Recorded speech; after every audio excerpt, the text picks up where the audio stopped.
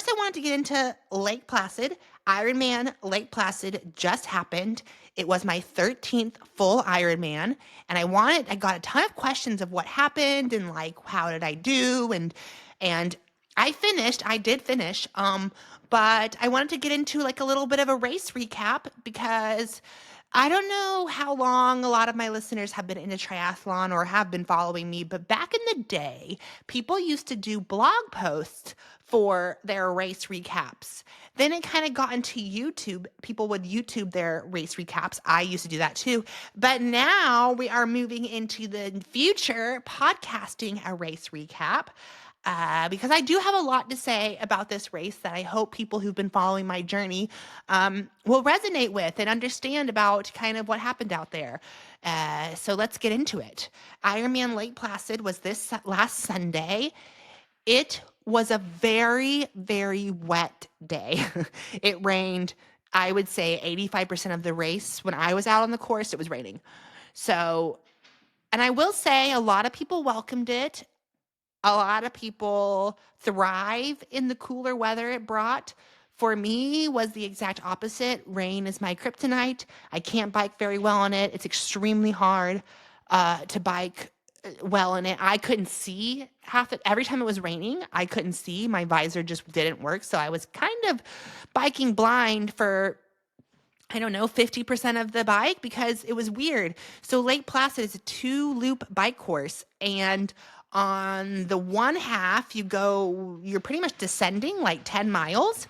And on the other half, you're biking uphill 10 miles. More than that. But it's basically like a descent is one half of the bike course and an uphill is the other half. And you do that twice. So you're basically, for some reason, thank goodness, for some reason, the rain never hit me on the descents. It only hit me going up. Because if it was on the descents, I would have been even worse than I already was. Okay, but I want to start out with the swim, Ironman Lake Placid swim. Let's start from the beginning. The porta potty situation in the morning was abysmal. Okay, there was like, so I'm looking at the time.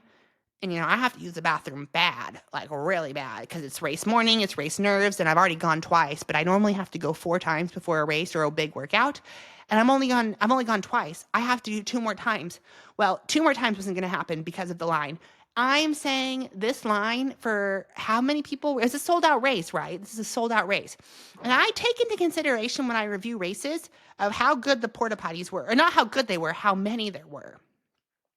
There were not enough. Not near enough. It was 12. It must have been maybe at the swim start, maybe maybe like 15 porta potties for 2,000 people. Everyone needs to use it. And the line, I was looking like the age groupers, my wave where I wanted to start was starting at 6:30 a.m. And at 6 a.m., I was like, this is going to take forever. This is going to take so long, the line to get into these porta potties. I'm not going to be able to start on time. That's kind of already you're like off the bat a little shaken up I was already a little like, God damn it. Like, damn it. Of course that happens. And there's this hotel. There's a clip of me complaining about the hotel, not because I don't like the Crowne Plaza. That's where I stayed. But there's this hotel right across from the swim start, literally right across from the swim start. You can see it. And I was like, we should have stayed there because you could literally just be in your room all morning until the swim start. And yeah, that sucked. I ended up having to have my mom, thank God I have a Sherpa. Thank God we had someone. I had her go down to a different porta potty line and wait there. And I said, call me if you're getting closer. Call me if you're getting closer. And I'm glad I had that happen because I basically used the bathroom with less than 10 minutes to spare. So I had it was like 6:20 when I finally got done with the bathroom and had to run back up the hill and get my wetsuit on, get my goggles on, put Vaseline on, get all suited up, and then make my way to the swim start within 10 minutes. And I got it. It was done. It was just super stressful and not needed. It's totally avoidable if I had a better stomach or if there were more porta potties. Or if we stayed at that hotel that's right across the street. I'm 95% certain that hotel is already booked up though. So for next year, because it's like a hot commodity. Like we were looking at people getting ready for the race in their balconies. And we're like, oh, why couldn't we stay there? All right. So the swim, I was shocked. I was expecting to swim way faster. I swim a 54 something. This is my first Ironman, real Ironman that I've like been trained for and ready to go since 2023. I did Kona last year, but that wasn't really anything to write home about. I'm glad I finished it, but it was awful. But this is the one I've lost weight. I was ready to go, was fired up, and 54 was definitely on the slower end than I thought I would swim. But I have a story for the swim, the absolute worst sportsmanship I have ever seen in 10 years of triathlon, the worst sportsmanship ever. I was swimming next to there's this line. Lake Placid swim is famous for how it has like this line under the water. It's basically like a lap lane. You can swim basically over it and you don't have to ever sight because you have a line to follow. And so I was following it. Towards the end of the first lap, I kind of, it's a triathlon. They say the most cliche, they always say this, triathlon is not a contact sport unless you're in the swim. Then it is a contact sport. But, we're all respectful. I think it's a swim in an Ironman. Like, it's not going to we're age groupers. Like, it's not going to, like, a 30-second difference is not going to make or break your entire day.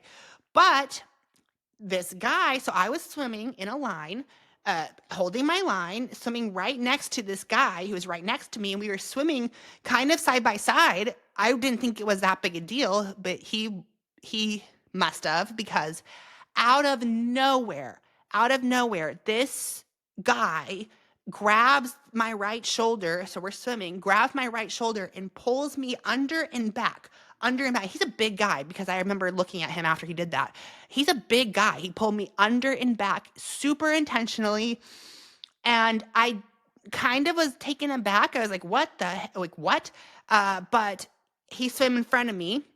So he did that and pulled himself in front of me. And so now we're swimming like this, right? So if you're on the YouTube video, you can see my hand motions. If you're on the podcast, he's basically swimming right in front of me now. He basically used me as like leverage to get up. And I started swimming, and this is a very normal thing. I started hitting his feet in front of me, because when you're trying to swim on people's feet, you literally are technically supposed to kind of hit their feet every now and then, not every stroke. But I must have hit his feet, I don't know, twice, since he just pulled in front of me. And this motherfucker stops. He turns around, splashes water at me. He made sure I stopped too. And he punches me. But we're treading water. So it wasn't it wasn't like a full force punch. We're in the middle of a race. There's people swimming all around us. And he probably didn't have good leverage to actually throw a real punch, but he hit me in the goggles, and it was supposed to be intentional. He definitely tried to hit me harder. And I stopped, started treading water, and after he threw the punch, he immediately turned around and started swimming again. I caught him. And this is all within the last half of the first lap. We still have to swim around again. I caught him, and this time went way around him. And anyways, I finished this. I kind of kept an eye out the second lap to keep a corner. I kind of kept him in the corner of my eye, the second lap, to make sure I wasn't getting too close, because first of all, I wasn't trying to get into a fist fight. And also, I will 100% name and shame this person. You can't do that, buddy. You can't drown someone or punch them because you're getting your ass kicked. And I'm 99% certain this was a pro. I might not be a pro, but I'm going to look up the swim times and see who was finishing around me, because I know what he looks like. I know exactly what he looks like. We were in the T2 together, because we basically swam the same time. I just have never seen anything like it. I was completely taken aback, shocked, appalled. Um, how can you? You're clearly like experienced. You would think you'd be experienced. He was swimming a good Ironman swim time, and he seemed like he knew what he was doing. So this isn't like something new to you. Like maybe if you've never done a triathlon, you'd be shocked someone's swimming so close to you. But that's not how this works. If you've done an Ironman, you know that's like very normal. You can't punch someone for swimming on your feet. You know, if I see him, I might name and shame him. I will. I will absolutely name and shame him because you can't do that. Um, that was a swim. It was pretty that little spat, that little fight right there before the second lap kind of really spiked my heart rate. I was more just kind of shocked, like what the fuck just happened? I can't believe you just did that. Or like why? Like what? Why are you even so angry at someone swimming next to you? So yeah, that was the first lap. The second lap I swam good, decent. But yeah, so I never, in my Ironmans nowadays, I do not use a watch. Well, I don't look at my swim time. I don't care. It doesn't matter. Cause I'm going to swim as what I can swim. And to look at your watch like halfway through the swim just slows you down. There's no point. And I actually think nowadays, I think pros aren't even allowed to use watches anymore in the swim, but you don't need it. It's not worth it. There's no point, swim to what you can swim. So then, okay, I did the swim, ran to the bike. It was a long run from the swim to the bike, and it was down kind of a concrete, well, you're on carpet, but it was down kind of it's a long way, but oh my gosh, the cheers, the absolute cheers and the momentum and hype. I heard my name everywhere. I saw my parents. I saw people who I don't know who were cheering my name. It was just amazing. It's like the loudest wall of people from the swim to the bike. It's amazing. Oh, it's amazing. This is why I was like, I missed racing so much. This is so fun. Like, this is so fun. Like, this is epic. This is like what I live for. We got to T1 and, I'm sitting on the bench or the chair putting on my helmet because we weren't allowed to clip in our shoes. I don't know why we weren't allowed to clip in our shoes. So you had to put on your shoes and your helmet. But anyways, I saw the guy who just punched me. He did not recognize. I don't think he recognized me because I look a lot different with, my hair's out now. Goggles and swim caps are off. But I recognized him. I saw that guy. I was like, I was focusing on myself, but I wanted to scream, like, hey, buddy, you can't do that. You can't drown people because you're getting your ass kicked. It's one of those things where you think of something in hindsight, you're like, oh, I should have said that. Like you have an argument with someone, but then later in the shower, you're like, oh, I should have said that. That's exactly how this feels because I wanted to say something because, next time this guy's in a race, he will absolutely drown someone. He might hurt someone because they're swimming in his little bubble. You don't get a bubble, bro. You don't get one. Not in triathlon. Anyways, so I'm on the bike. I was super worried about one of my biggest fears was worried about being cold because I was scared because the first little bit, we're soaking wet from the swim, and then you get on the bike, and the first little bit is a really steep downhill, and I thought I'd be freezing. I wasn't cold at all. Not could care less. Cold wasn't even in my mind. It was about not crashing. It was about keeping my bottles on the bike and getting this bike done. And oh my gosh, the bike. I knew the bike would be hard. I was in Lake Placid 2 weeks before the race to ride the course, and I've done the bike course before. I've ridden Lake Placid bike course multiple times, and I knew it would be hard, but it's not it wasn't hard. I kept my heart rate under control. My whole goal was to keep my heart rate under 140. And I definitely envisioned doing that, but a lot faster. I thought I would easily be under 5 hours, and I wasn't even close. The rain definitely had a big factor, but still, even if it didn't rain, I don't think I would have broken 5 hours, which is really kind of frustrating. I don't know what I'm doing wrong. I don't know what I'm doing wrong. I have the fitness to do that. It just, I do not, this is something about the bike that's very frustrating. I do not get how it is possible for people to bike 410s on that course. What are you guys doing? I mean, you're obviously pushing a way bigger gear. You're pushing way bigger watts, but still, it's like half the time. Like, are they going 25 miles an hour up the climbs? Or are they going way, way faster down the climbs or down the hills than I am, obviously? Okay, so that one makes sense. Okay, I'm going 42 miles an hour down the climb. They're going 52 miles an hour down the descents. That makes sense. Okay, they're going 10 miles an hour faster than me. But on the uphills, like, I don't know. I don't get it. And it's like really frustrating. I don't think I'm not going to bike a 410, but it's like, how do you guys do that on that course? What am I doing wrong? I don't get it. It was so slow. So slow. And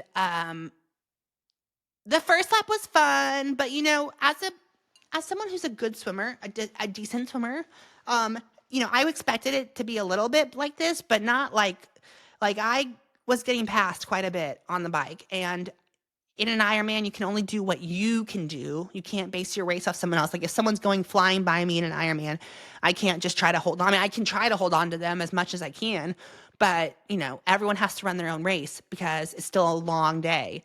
And that's a very, very, very important lesson to remember.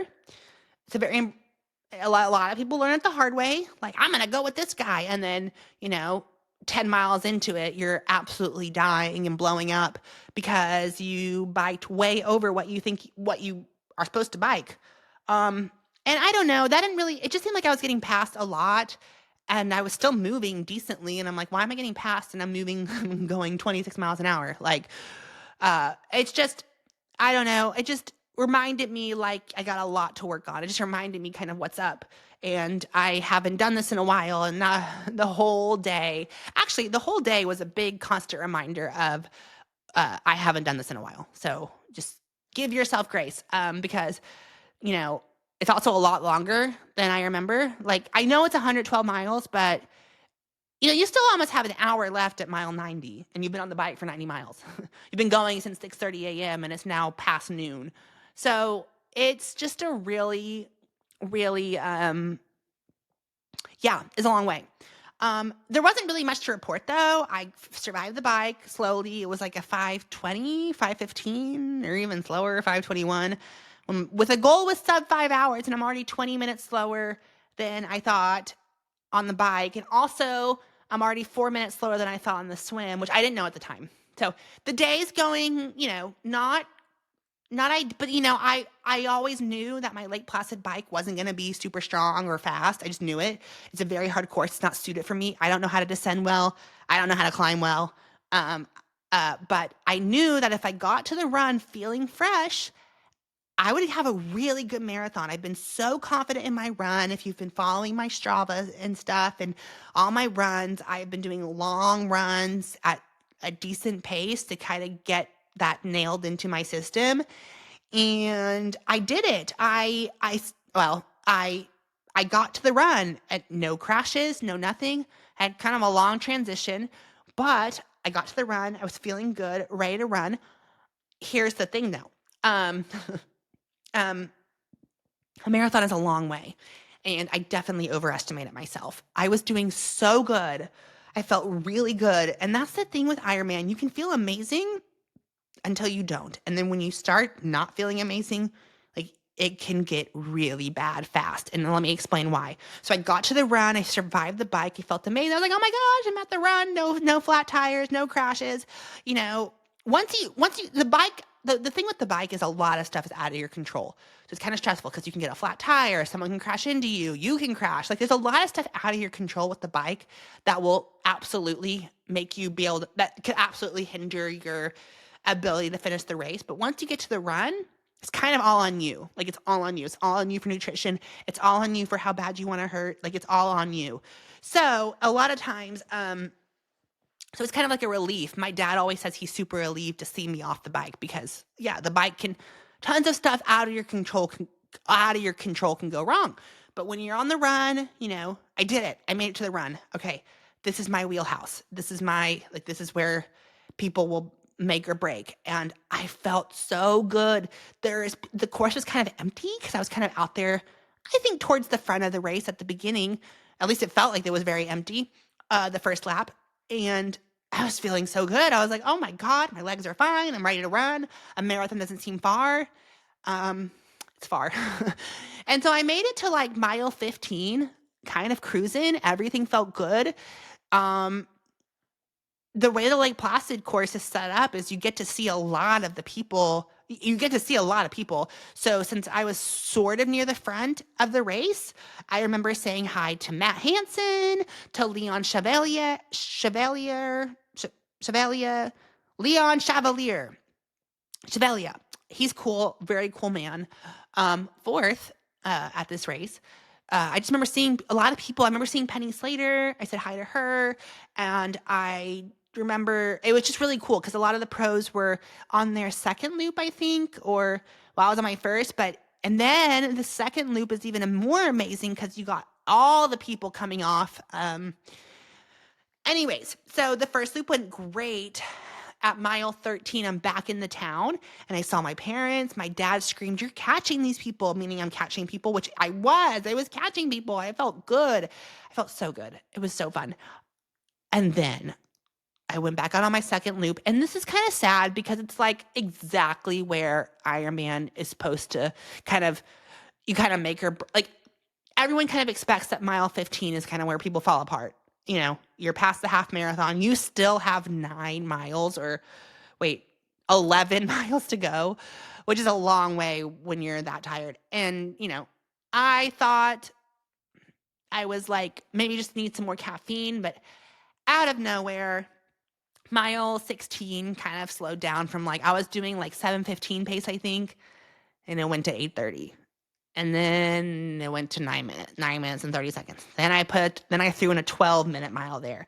And then I started going to where like, oh wow, this is getting really hard. Like I can't get my heart rate up. And one thing I noticed was I cannot get my heart rate up. Like it was stuck at like 137 and it should be like 155. Like I just couldn't get it up no matter what. My legs, no matter how fast I kind of pushed my legs, they just would not get my heart rate up. And it's a lot of little details for basically saying I was probably underfueled and the last 12 or so miles were what we call a death march. It got really, really ugly. I was walking, then I tried to jog some, then I tried to walk some.